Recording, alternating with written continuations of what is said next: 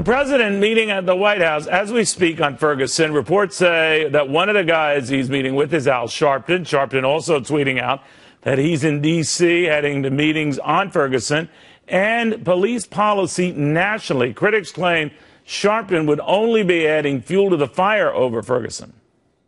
We have had enough. Even if we get knocked down, we get up and go to the corner and come out fighting the next round. This will not end in the valley here. We're going to keep on going. The fight is not over. Reverend Jesse Peterson thinks that Sharpton ain't the solution. He's part of the problem. Reverend, good to have you back. Why do you say he's making things worse? Thank you, Neil, and I hope you had a good Thanksgiving holiday. To you as well, sir. Thank you. Putting Al Sharpton as the point person over race issues is like putting a fox over the hen house. Al Sharpton is a race hustler. He is a race hustler. He does not care about uniting the races with truth. He's about dividing them with lies. And because Obama has appointed him as the point person, it says to me that our president is not serious about uniting the races. And the fact is, if we really were honest about what happened in Ferguson, Michael Brown is dead because of Michael Brown. Michael Brown is dead because he had failing parents who were not together and raised him in the right way. When he decided that he was going to rob a convenience store, attack the clerk, go out into the street and attack police officer, Michael Brown decided that day that he was ready to die. So that's on him. Al Sharpton knows that. Barack Obama understands that. Eric Holder understands that. And all of the so-called civil rights leaders, even Michael Brown's parents understand that. But they will not tell the truth because the truth will settle things and put the responsibility back on the parents and Michael Brown. And the race hustlers do not want that.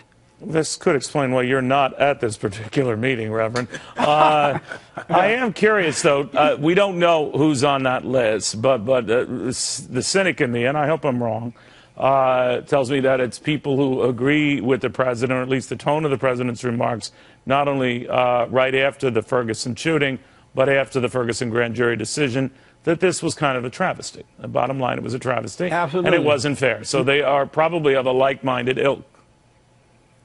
Absolutely. Obama has been in the White House now for 6 years, and we're more divided as a race than any other time in history.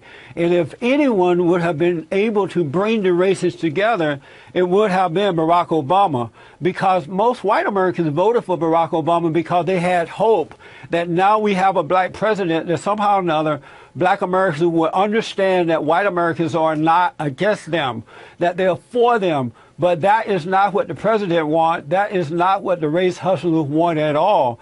Even we saw Obama in action with the Trayvon Martin situation when he came out and said, if I had a son, he would look just like Trayvon Martin. And that's those were coded words saying that this was a race issue, when it's really not, Neil. It breaks my heart to see how our young black kids are being deceived by adults who they respect the most. They respect Barack Obama, and if Barack Obama made black parents be responsible for their children, and when the kids grow up, become responsible for yourself, they will listen to that. But they do not want peace in our country.